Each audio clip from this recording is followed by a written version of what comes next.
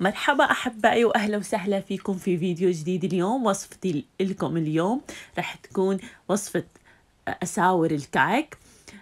كعك بزيت محشي تمر، كعك بطعم النكهات والتوابل، الشمرة واليانسون والهيل. رح نعملها بطريقة كتير بسيطة، ووصفة أكتر من رائعة. وبتمنى إذا كنتوا أول مرة عم تدخلوا على قناتي ما تنسوا تعملوا شير ولايك للفيديو وتشتركوا بالقناة حتى تعمل فائدة على الكل. خلونا نبدأ بوصفتنا المميزة. بسم الله. عندي كوبين ونصف طحين أبيض متعدد الاستعمالات. راح أضيف كوبين سميد ناعم يسمى بطحين الفرخة.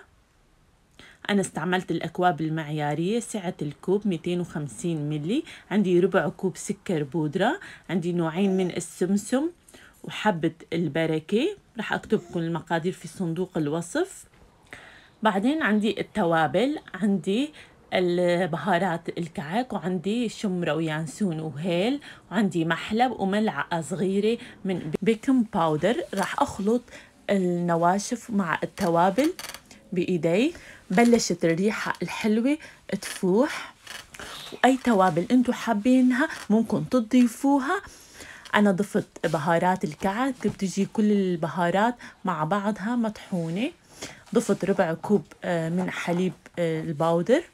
عندي الدسم كوب ونصف.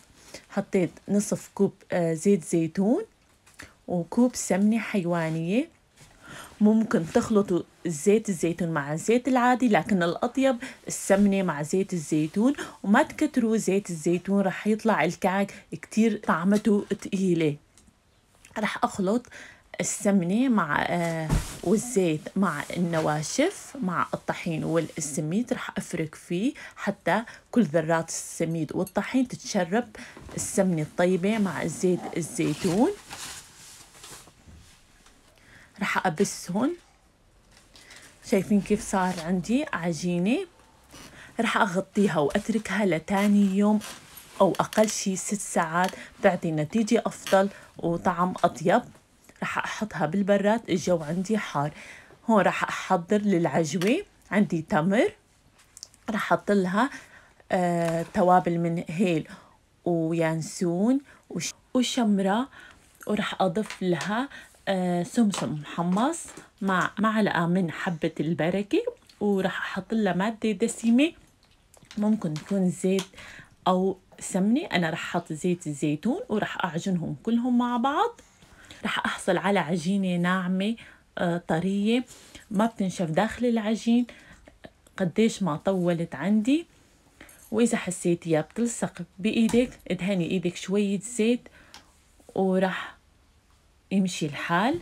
وممكن تخلطيه على المكسر.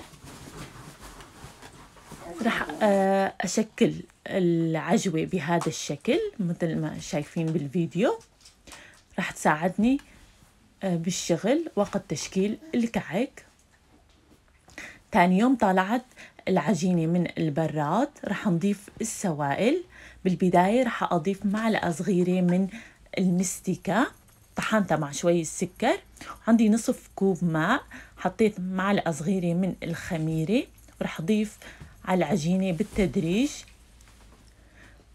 السميد والطحين من بلد لبلد بيختلف، ممكن ياخد معك من نص كوب لثلاث ارباع الكوب، بس مش أكتر. رح أضيف بالتدريج وبأطراف الأصابع رح ألمها.